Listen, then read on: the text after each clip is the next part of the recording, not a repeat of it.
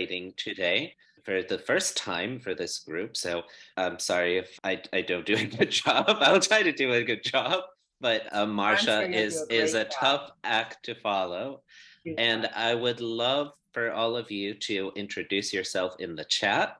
Please let us know where you're based, what kind of students do you teach, what level do you teach, and what do you like about teaching pronunciation? Warm-up question for everyone.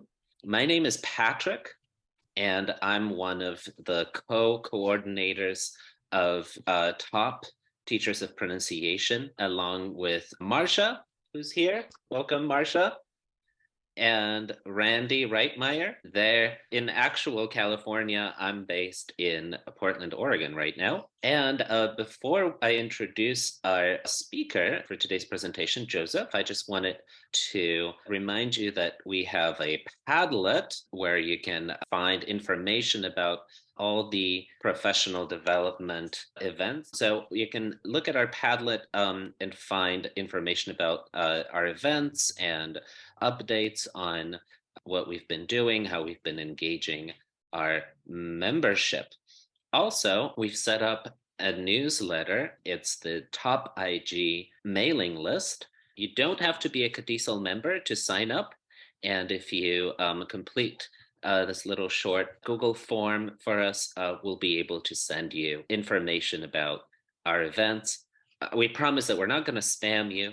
We're just going to send you a heads up whenever we host one of these professional development webinars. If you're not a Cadisol member, you might consider joining. You don't actually have to be physically in California, which I learned when I moved to Oregon. There's a lot of wonderful benefits to being part of the organization, from online and in-person conferences to monthly events from all of our interest groups, including teachers of pronunciation. We have a job board. We've got a um, a journal, the monthly Cadisol update journal. So I've loved being a member of Cadisol, and I think that my professional practice as an ESOL specialist has really improved. Thanks to this community. Okay, and without further ado, I would like to introduce today's speaker from the Shanghai University of Finance and Economics, Zhejiang campus. We've got Joseph Schwaller with us today. Joseph, the floor is yours. Okay, hello everyone, and let me share my screen, audio as well. Okay, cool. So hello everyone. As you've just heard, my name is Joseph Schwaller, and I'll be talking about purposeful pauses to make speech more powerful. And if we look at our overview for today, we'll be talking around, and I'll say 5-10 minutes for my introduction, talking about my student population, my research, and looking at how I use super segmentals in the classroom. Oh, let me make sure this is full screen. There we go. And then I'll spend around 30 to 40 minutes where I talk about the activities that I use with my students. So my goal for today is to give you all videos and scripts that you can then immediately use in the classroom later today, tomorrow, or even anytime in the future. So I really want to look at some activities. And then if we have time, we'll practice and we'll look at some of my student videos where my students are participating in class, and we'll see how they handle these activities. So I have been working at this school for around 3 years now. I spent around 2.5 years working online, and I'm now currently here offline in China working with my students. The classes I teach are oral English, both 1 and 2. I teach a survey class about different English-speaking countries. I teach business English. I have an English corner and a public speaking class. So a lot of our focus is on how can we be clear in a business setting? How can we be clear with presentations, speeches, in meetings, and so on? So we focus a lot on communication. making sure what we say is clear for these genres that we're looking at. Now, my age group is college, 17 to 21 years old. And I have two main levels for their speaking and their listening. So for oral English, these are English majors. So they're low or mid-intermediate. And for my business students, they're mid or high beginners. So what I've done with these students is we look at everything using IIC, which is where I have students identify, using the scripts and the videos, a specific sound. Then we spend time imitating and using that sound in the classroom. And then from there, they start creating using that sound. And we'll see student examples as well later. So all of this started because I wanted to know for my speech competitors of how do people organize their ideas?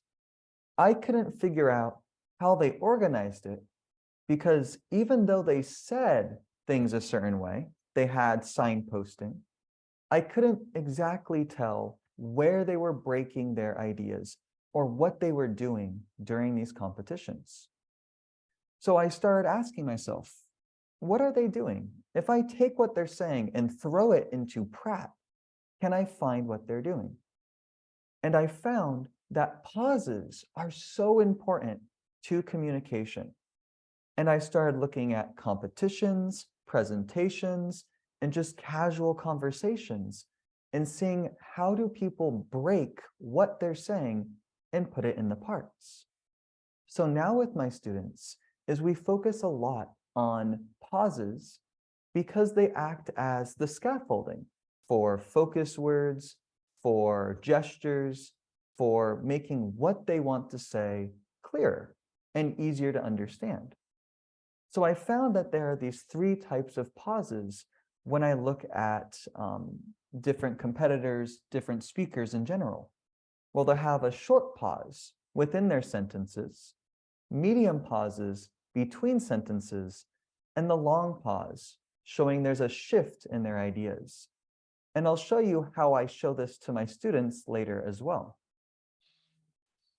So when I was doing this research, I found that pauses help break everything they say into clear parts, such as the introduction, body, and conclusion. But I also found that sometimes people will say, this is the next idea, but their pause isn't long enough. So it almost gets hidden where people can't hear what they're trying to say next. So this then led to me wondering, okay, I found that pauses are important. So how can I use this in the classroom? What activities can I do? How can I help my students be clear? When I use Praat, it helps me, but how can I help my students use this app as well to start seeing what are super segmentals? How can we be clear when we're speaking, either casually or in a more formal setting? So I started to expand how I use pauses in the classroom. And again, when I look at my students, they're business majors, so business English majors, or just English majors. So are they business majors, business English? And they're all at different levels. So some of my students, when they're speaking, they have difficulty making a sentence. So we start at the beginning and seeing, okay, let's look at basic sounds, segmentals, and work our way up into super segmentals so that we can start making what we say clear. And I have a big focus on noticing, where my students go from not knowing any of this. They don't know what a pause is. They don't know what word stress is. They've never been taught it before. To after just a few weeks, they can start hearing, oh, that's what's important. That's the idea. That's what I need to do. And we'll start seeing that too in some of the student examples that I want to share as well. So I wanted to see how I can add this to my class. So I focused on the IIC, which is identification, imitation, and creation. So all of my activities in my class, which I'll show you today, and we'll share with you as well, the videos and the scripts, focus on identifying, finding the sound, then imitating the sound, practicing and taking how that person says it and using it as well. Then creation, where you take how that person communicates and you use it in your own language. Either it's scaffolded, well, they're all scaffolded, but either it's very guided to where I give them more of a clear outline of these are the parameters you work in, or I give them a free activity where they just create and there are no parameters, where there's a higher chance for mistakes, but now they're using all of their own language rather than some help from myself. So this is a process of how I make my activities. First, I'll find a video, a TED Talk, a TV show, a competition video. Sometimes I take clips from TV shows. If students like a certain actor, we can pull up a video of that actor speaking, and then we can see, okay, when is this person pausing? When is this person getting louder? What's the important word in what he's saying or what she's saying? And then I'll show them a script of that as well. Sometimes too, is I'll take Praat and I will say or record my own voice into Praat and show my students what's happening with the language, and they'll try to imitate or mimic how I say it or how other people say it. And they try to imitate or copy how that person is speaking. Then this leads to, once I've found a really good example, the TED Talk or the video, I'll have students identify the sound using what I call these smaller sized activities, which I'll show you some as well. Then we imitate, and then we create.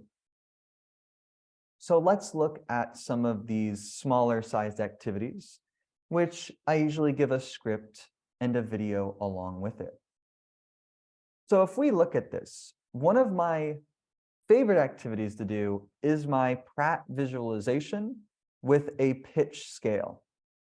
So let me show you guys what that looks like. Okay, so what I do with my students is we'll start small with just one word group, and I'll show them this sentence: I want to eat a hamburger, or I want to eat a hamburger. And I'll say it in different ways. I want to eat a hamburger. And we look through and we count together, how many syllables do we have? I want to eat a hamburger. And we talk about, oh, we have 8 syllables. And I give them this little chart of how loud we want to make each word, so they can see and play with the language. And I'll ask for people, how high do we want to put the word I? So if I were to ask you guys, where should we put I in I want to eat a hamburger? So for example, Anne, where would you want to put I? I want to eat a hamburger. I would put it at a lower, medium-low spot. So which number? Oh, 2. 2? Okay, so I'll put it right there. So thank you. And then let's look at Kristen. Where do you want to put want? How about 3? 3? Okay, so do we want to put this right next to I, or do we want to put it a little bit away? I want to eat a hamburger. How close do we want that? I would say I want to eat a hamburger. pretty close. Pretty close? Okay, so I'll make sure it's close enough, but not perfectly touching. Okay, let's hear from Carla. Where should we put 2? I think probably 1. And do we want it by itself? Is it 2? Or is it part of the word want? Part of it. Yeah, because it becomes wanna. So Mhm. now we're putting that together. Okay, thank you. Let's see. Marique.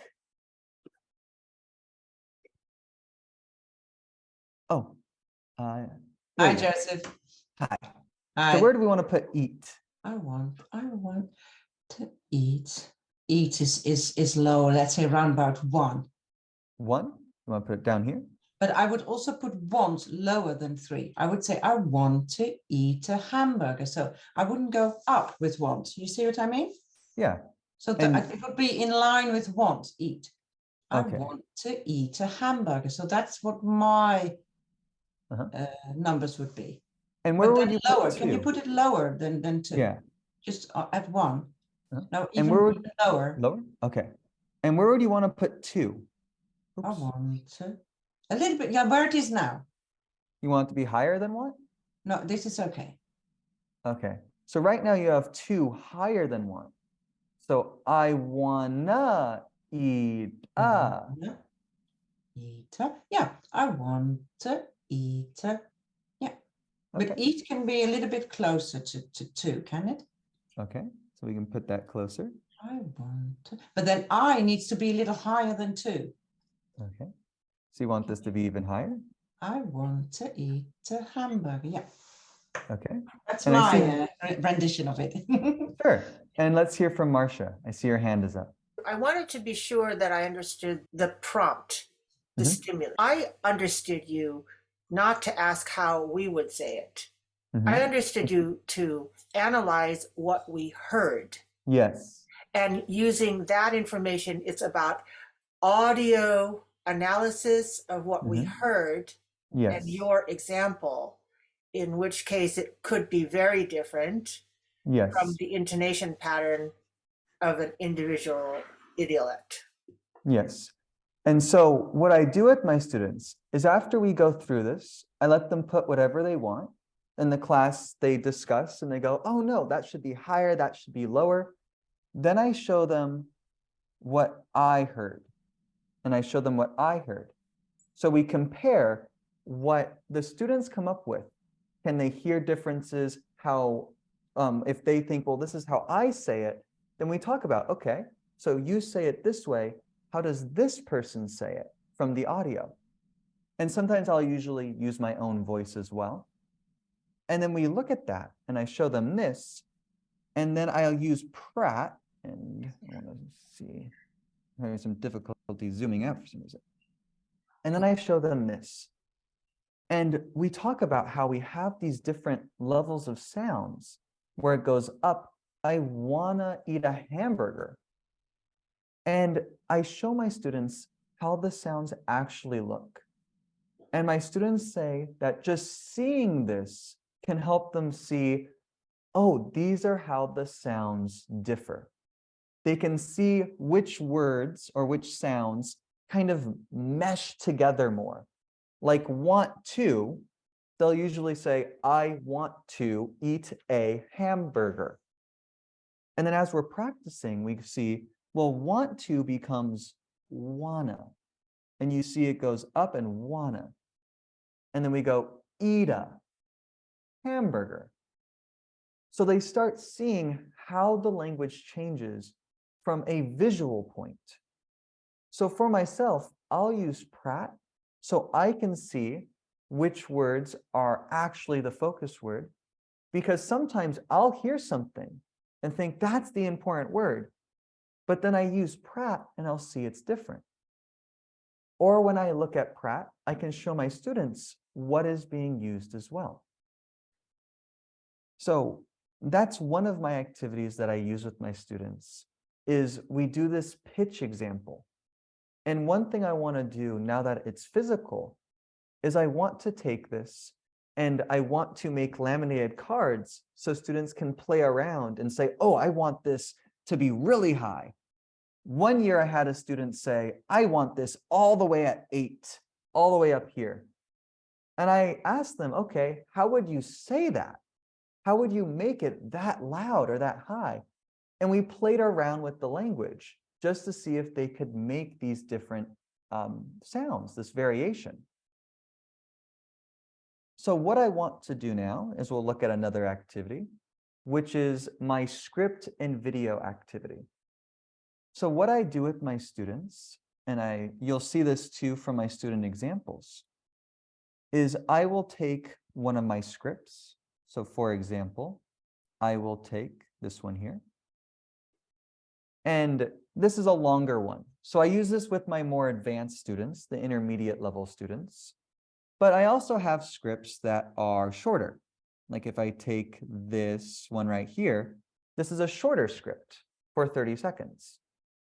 So depending on if it's the longer, more advanced students or the lower level beginner students, I'll take a script just like this.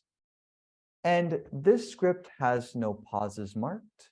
It does not have word stress. It does not have focus words.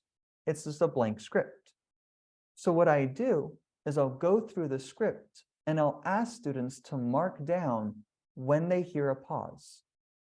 So they mark down when they hear a pause, and then I ask students to practice saying what they heard with their partners.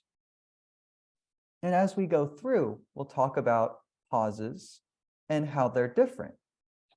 So we start with a blank script and we're just identifying. We start with the first I, identifying. And they tell me where they hear the pauses, they practice it, and then I ask them, where is a longer pause? Where is a shorter pause? And how are they different? What are they doing? And my students will talk about why they think there's a pause somewhere. Like, why is there a pause here? How do they know there's a pause here? How do they know there's a pause here? And what are they doing? What are these pauses doing? Are these pauses just separating ideas? Or are they saying, this is one main idea, then there's another main idea? And we look at this. So if I show you an example of the blank script, and I show you one of my example videos, which I'll share these with you as well. So if you like these scripts, I have a few of these where I write down where the pauses are. I write down where the focus words are, where I've found them. And I ask my students, which word's the loudest word? And then I find in Praat, so I know which one's the loudest word.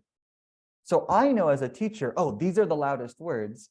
Then I can ask my students what they think are the loudest words.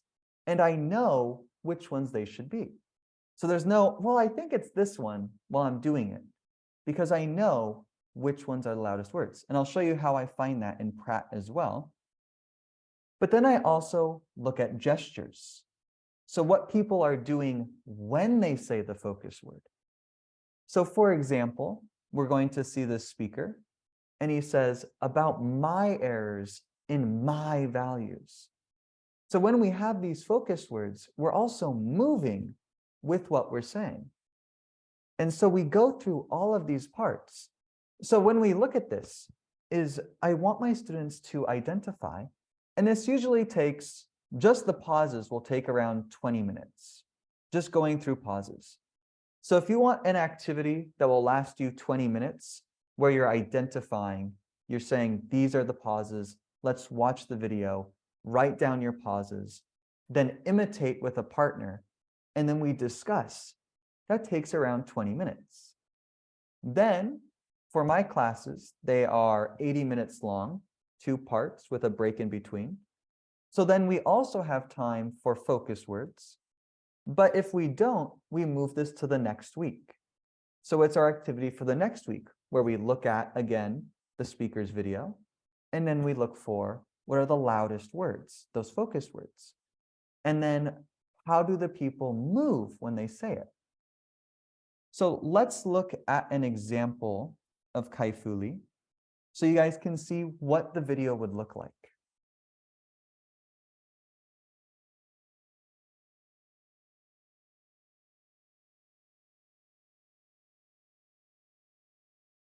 So with this activity, we go through it a few times. Now, I want to try this activity with you guys, if I can share the script. And what we're going to do is what I do with my students, where I give them a block, either like this, or like I said before, with the other one, where I give them a larger block, and we just see when is the speaker pausing and what we think the speaker is doing. So with the script again, I just want you to listen for when the speaker stops talking. So just like I do with my students, when do you hear a pause? So let's go through it one more time. Usually, because when I did this online, I would have students mark into the Word document. And then they would mark it and I would ask them, such as this, I would go, okay, John, when do you hear the first pause? And they would go, oh, after 2. And I go, okay, does anyone agree that the pause is after 2? Or should it be somewhere else? And then students will usually either say it or they'll write down in the chat, no, not there, not there. Or yeah, after 2 is fine. And then students, I'll ask them, okay, where do you think the next pause is? And then we can also talk about, okay, why do you think we have a pause here? Or what is this pause here doing? Or what is this pause doing? Is it separating an idea or separating just words and phrases? And then students talk about it. And then once we fill this out, they are then given a few minutes. I'll put them into breakout rooms and then they practice with a partner. Then after a few minutes of practicing what we've made, I ask some students to practice to the class so we can hear that. And then after we figured out where the pauses are, then we'll go through and I say, okay, now that we've found the pauses, let's listen for the loudest words in each group. So I want to try this as well. And you guys can raise your hands when you guys hear. So it's like, raise your hand when you hear a pause, and we'll go through that. I'm going to talk about how AI and mankind can coexist.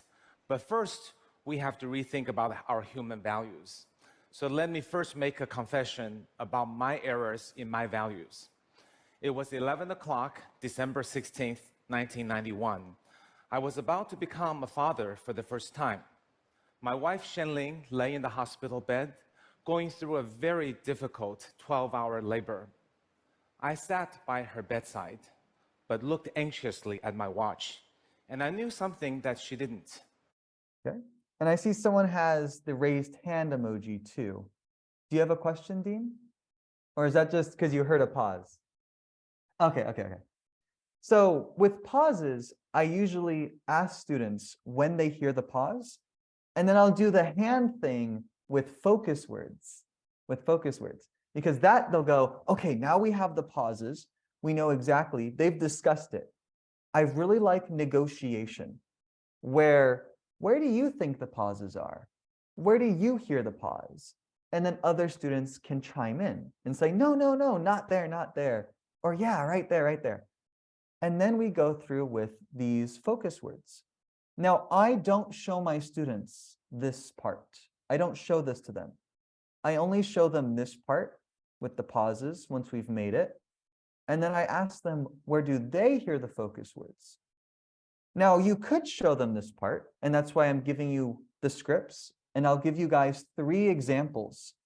I have 2 TED Talks, and I have a competition video that are marked very extensively like this. But I'll also be sharing things such as this, where I will give you guys the script of a speaker, and then you can choose which parts to use. If you want to talk about this part, you can, with every single pause marked and how long they are. So I'll be giving you guys all of these scripts along with the videos, so you guys can go, oh, cool, let's do this next week. And you can immediately start using any of these videos and scripts together. So when I'm working with my students, this is part of a larger activity. And I want to show you guys, which is my medium-sized activity.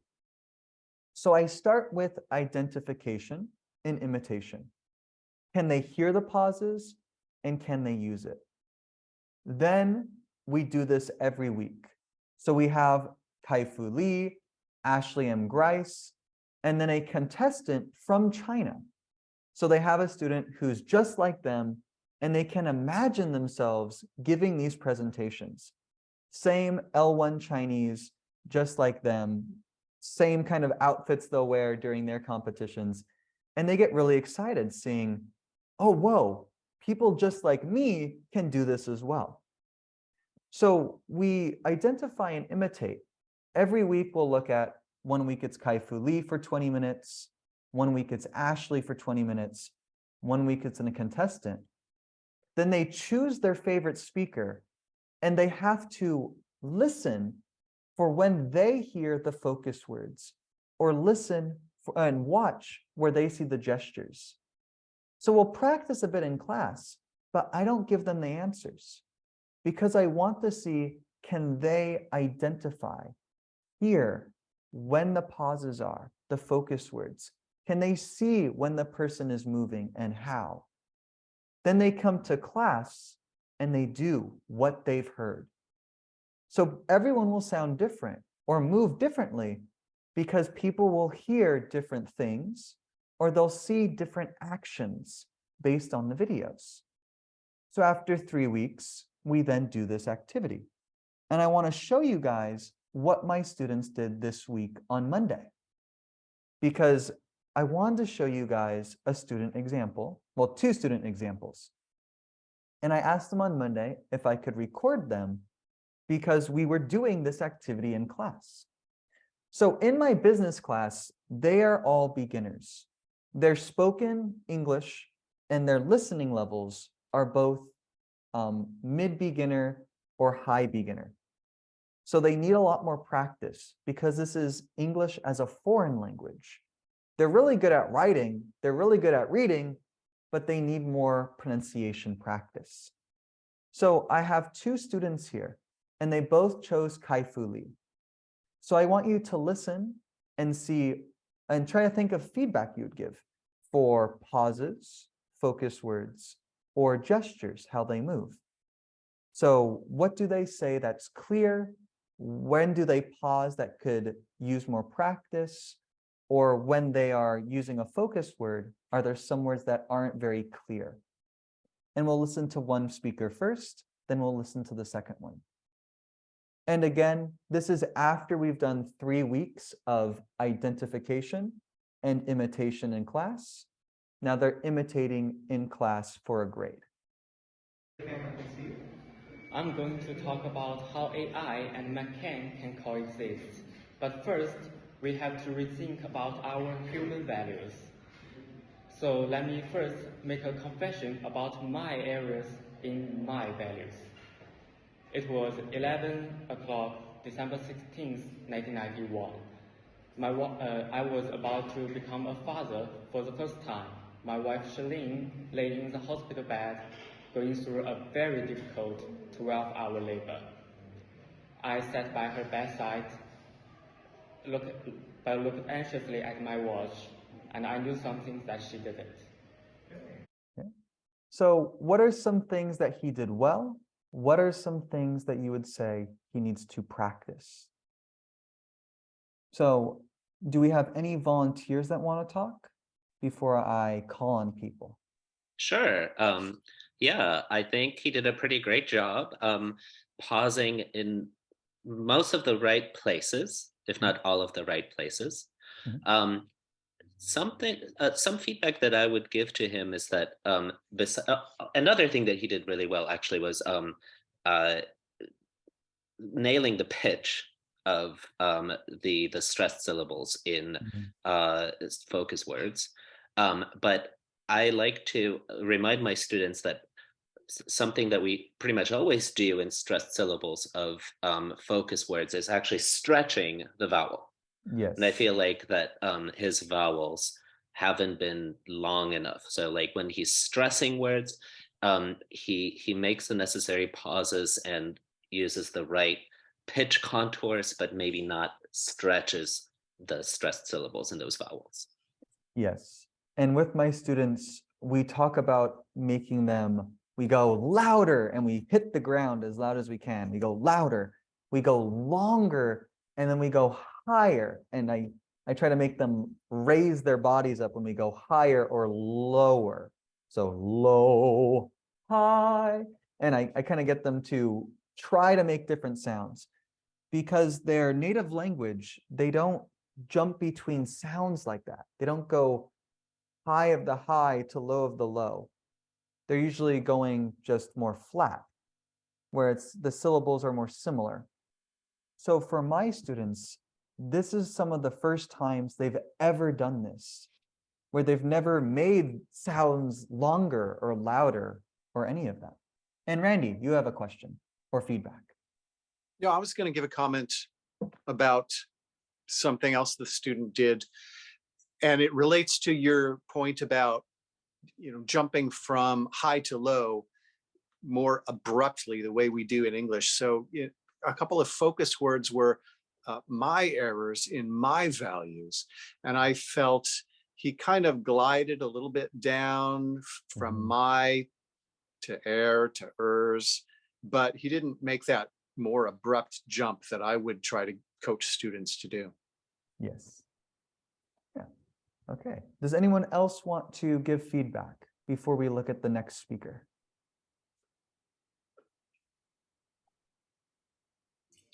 I would say that for someone that you said is a beginning learner, that you've done a terrific job in teaching him the necessary skills to get through all of the words and sentences, to put the pauses in those places, and to use his intonation patterns over each of those phrases.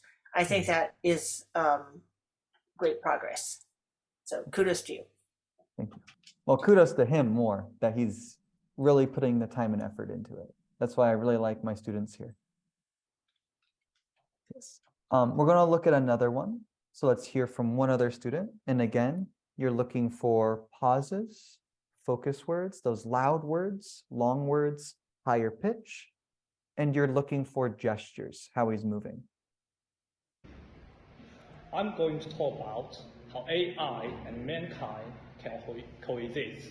But first, we have to rethink about our human values. So let me first make a confession about my errors in my values. It was 11 o'clock, 1916, 2021. I was about to become father for the first time. My wife, Shalin, lay in the hospital bed, going through a very difficult 12-hour labor. I sat by her bedside, but looked anxiously at my watch, and I knew something that she didn't. So any feedback for the second speaker? Yeah, Carla, saw your hand go up. Yeah, he was definitely a lot more choppy than the other student. His pauses would tend to fall often in the wrong places, and perhaps maybe it was nerves or trying to remember what he was saying, but he didn't have it down quite as smoothly. And I also noticed too that he would put the stress, perhaps maybe not so much on the wrong word, but in the wrong way, like he would say bed, kind of, carrying that up. So he tended to struggle a little bit more. Yeah.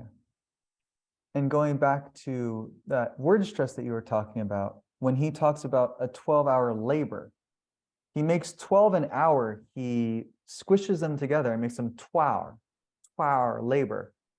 And it becomes difficult to hear, well, what kind of labor was it? Because what's a 12-hour labor? So he was so focused, for me, he was so focused on making that word louder that he kind of ate the words before. And that's something we would talk about, where we have these content words or these important words, not focus words, but still important, that they need stress as well. But words like to or the will reduce. And so he tried to reduce so much that he took some important information and made it very difficult to hear. And he does that twice, I've noticed, at least, with 2-hour, and he does it earlier as well. What other feedback do you guys have for him? Yeah, Marcia. Well, he seems, as Carla noted, less proficient to begin with, and his choppiness is something that elucidates that part of his.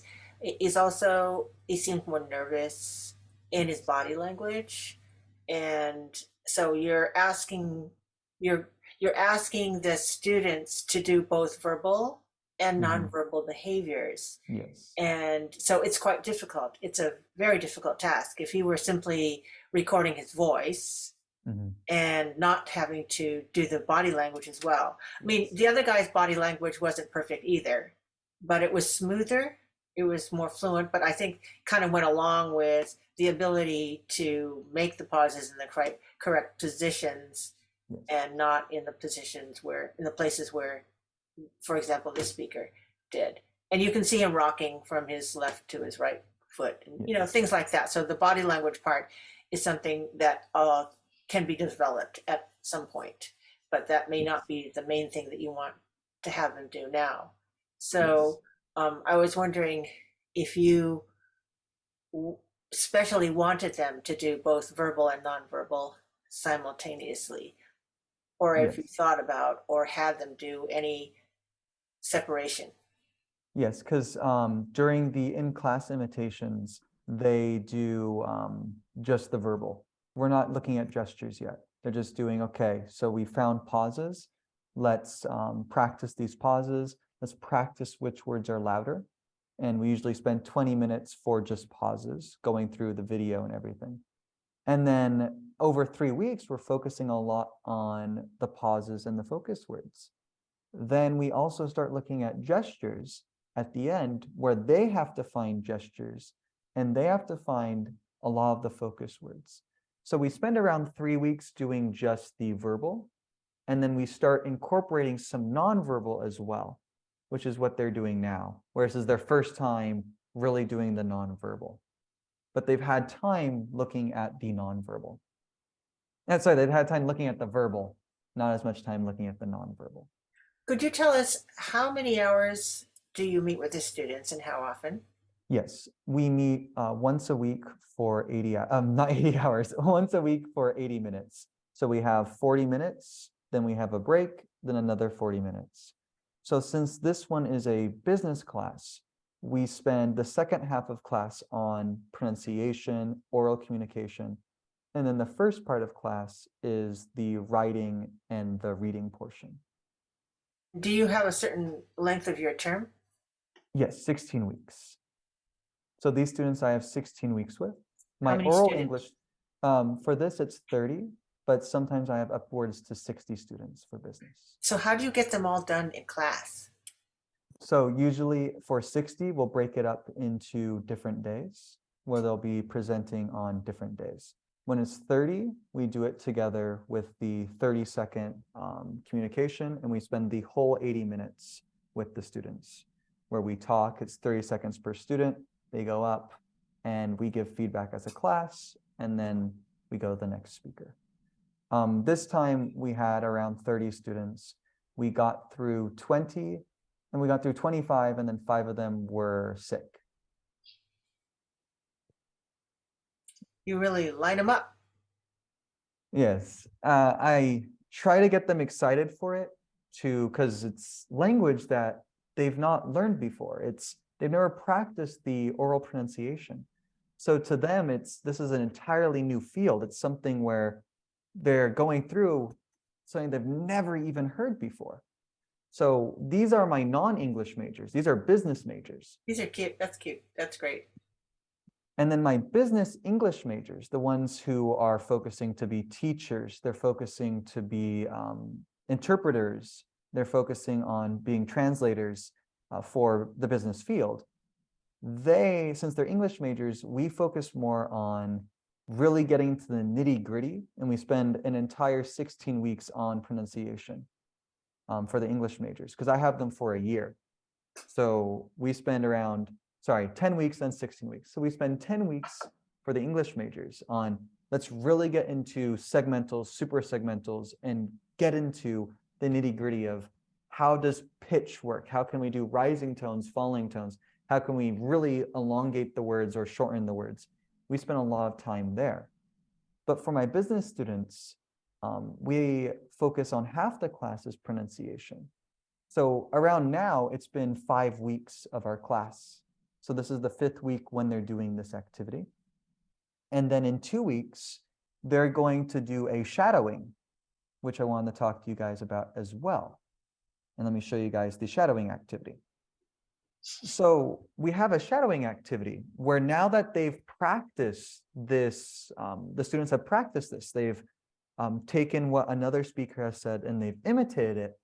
Now they're going to create a product, and then they have to present their product to us for 1 minute.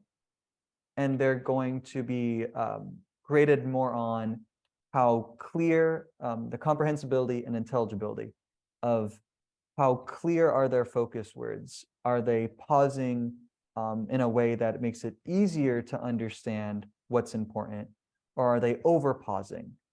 And they're going to be graded on that. And I'll show you guys an example, and I'll share these with you as well. So here are 4 scripts that come from a website called Pitchforce. So I listened to what they say. I broke them down into parts using Praat. So I could see, oh, this is their main part. And I know because they have a long pause right at the end. So I broke them into parts. And then the students can use these as examples for when they make their own products. And why I do this is Pitchforce is a website where you have a panel of investors, and someone from a company, a representative, will say, this is my company and I want investors. It's like Shark Tank, if you know of Shark Tank, but without the television portion, not the entertainment portion. And since my students are business students, I want them to listen for how do these speakers, who some are non-native speakers, how do native speakers and non-native speakers use pauses? How do they use focus words? And even during the not 6 week, but even during after 5 weeks or 6 weeks, going by what I did last year, students start to hear the focus words. They may not understand all the other parts, the other words, but they'll listen and go, oh, he's talking about something that's an enormous something, like a huge something. And they can hear the focus word because they're beginning level. And we look at these Pitchforce videos, and I'll show you an example. So we're going to look at Samir. And if we look at Samir's script, we have it broken down into 3 parts. And if I show you guys Samir's video,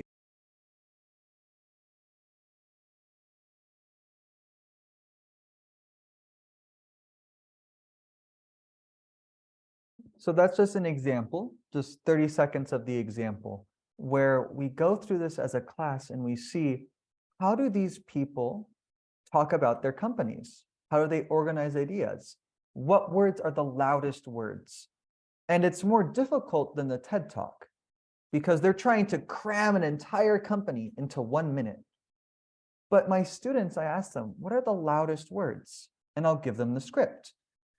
And when they look at the script, they start hearing, oh, he's focusing on these words over here. Or if we look at another speaker, I used this one in class the other day, and they'll go, yeah, we can hear that she's focusing on a lot of negative effects. So she's focusing on the amount of effects.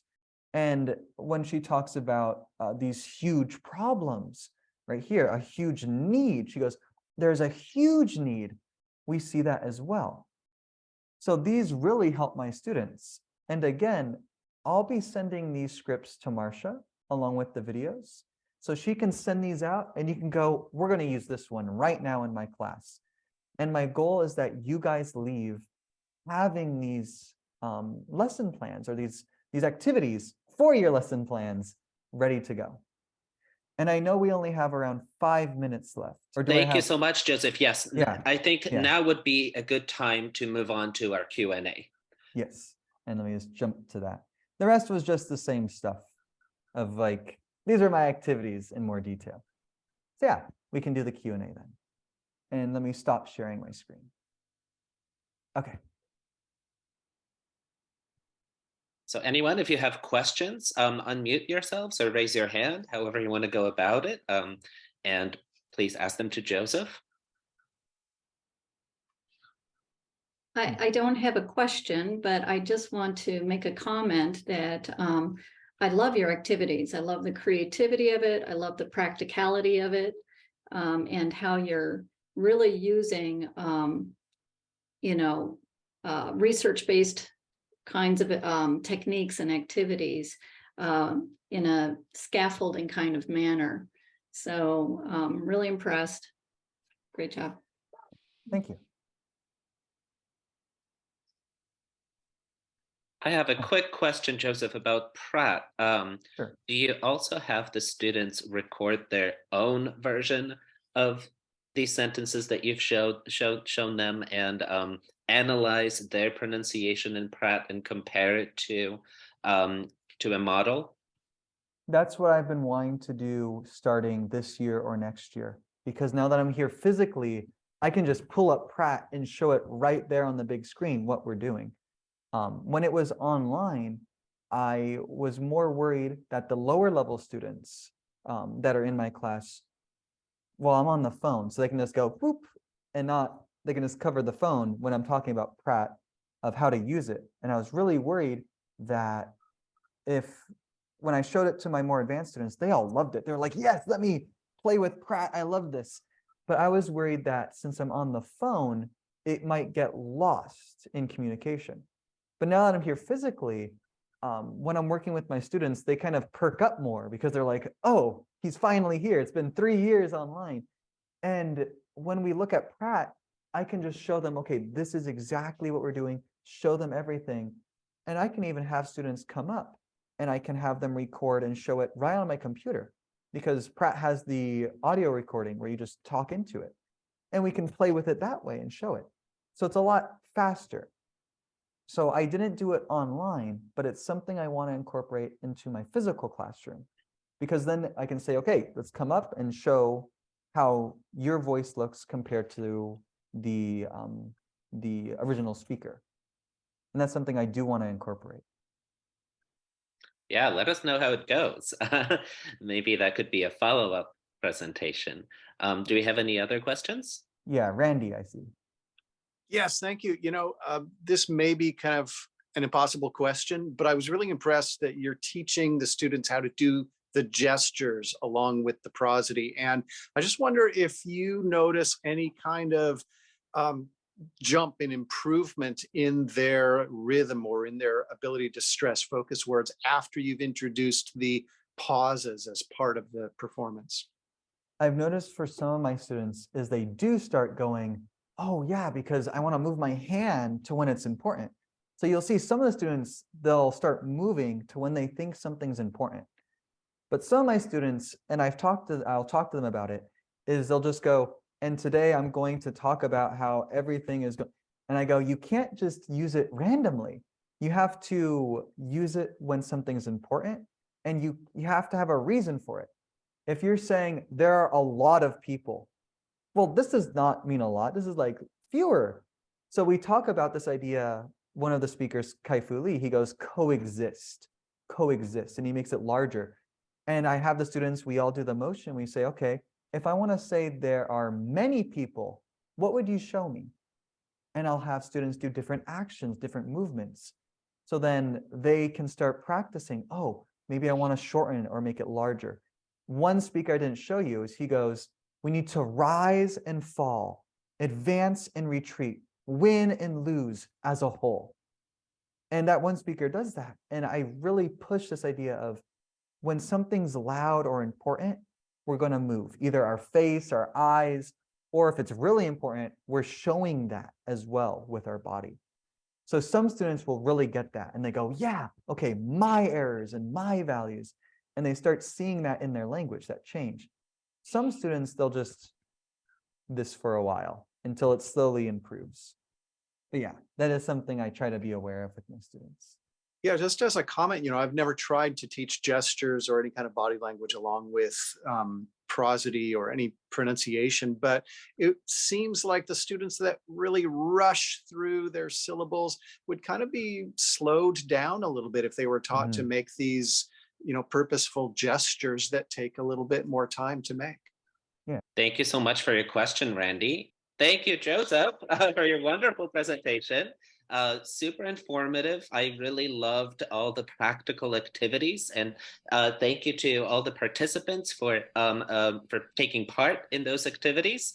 I forgot to mention that we do have a Facebook page for Top IG, so that's another way to get in touch and stay up to date with our activities. I put a link to the Facebook page into